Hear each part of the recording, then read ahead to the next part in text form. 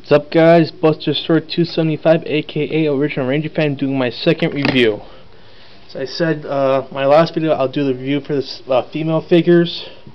So I'll start off with those, then I'm going to the villains that they released.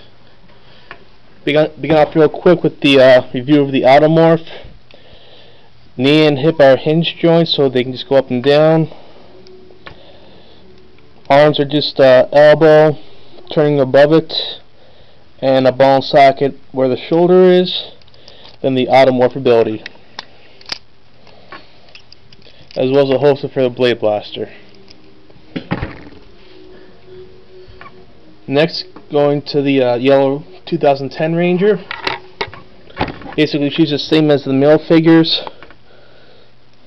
Hinge, ball and socket at the hip, so basically she can bend her leg all around.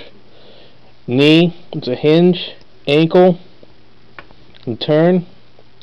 Arm, elbow, hinge joint, wrist can turn, and shoulder is ball and socket again. They did one slight thing differently with the female figures. They can actually move their heads up and down very slightly, as well as side to side. Now now for the Pink Ranger, she's slightly different. Unfortunately, what they've been doing since Jungle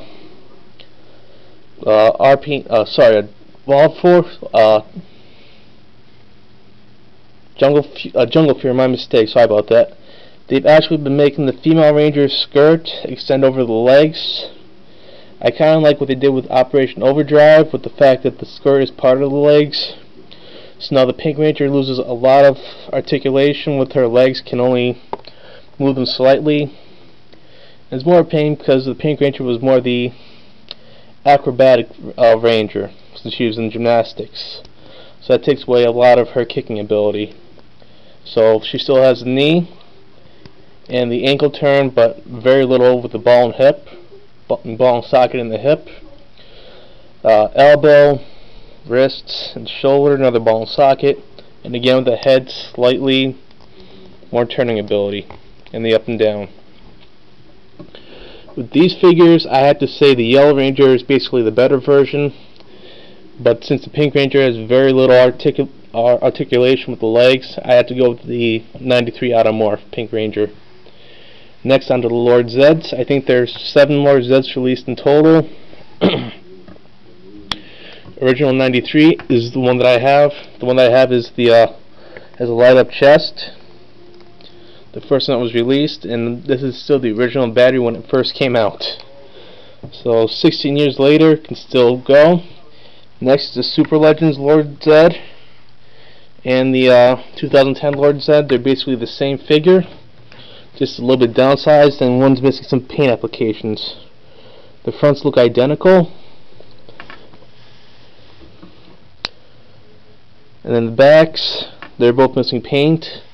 Super Legends on the left is only missing with the spine and the back of his thong, whatever they want to call it, while the 2010 is missing the back of the legs of silver paint going up the legs, and again the back of his thong, while the 93 version actually has all paint applications. Articulation for the 93 is just shoulder and hips. Just move them up and down, as well as the head.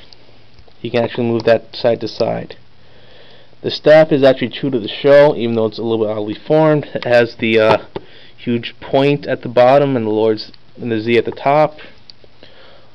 Although it's missing the little hand grip that their new ones have. That is show accurate for that staff weapon. And then basically the Super Legends and the 2010 have the same type staff, just shorter and a different color. And I just noticed that 2010 has a little dot right there. So personally, between the 3 of them, I had to go with the Super Legends Lord Zedd compared to the rest. I think Lord Zedd actually has the most released figures. I think there's either 7 or 8, depending if you include the 3-inch figure molds that they released. Then lastly is Goldar. This will be rather quick, because my Goldar has been out for so long. Basically the gold color is turned to a dull grayish brown color.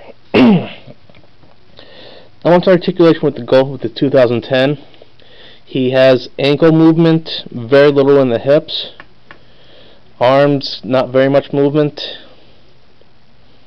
Sword, and removable wings. While the 93 version has very little in the hips due to the lower waist. Arm has a lot of short articulation all around. His hips turn to allow for swinging action, and the wings can move around completely. Between the two of them, I had to go with the 93 version just to the fact that 2010 is just one big brick, because he cannot do anything unless he's only threatening if the Rangers are basically out of energy and laying on the ground on their backs. Can't do anything to fight back. Just like that. Sword at their neck, that type of thing. No real threat. Lastly, the Power Blaster. I'll do this real quick. This was released with the 2010 putty. That, in my opinion, by Bandai was a mistake. The Power Blaster is a good weapon. Instead of doing what they did with the old 93 release, is basically the weapons actually do combined.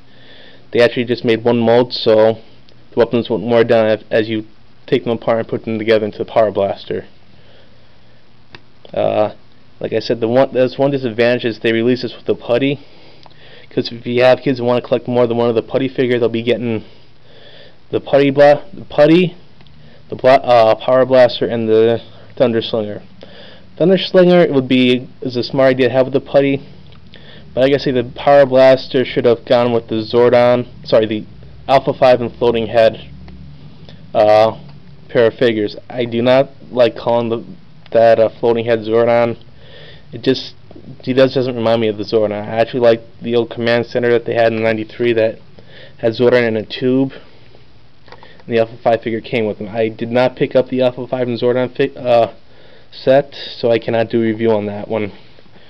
Alright, that's Buster Sword 275, aka Original Ranger Fan. That was my second review. Thanks for watching it. More to come sooner or later.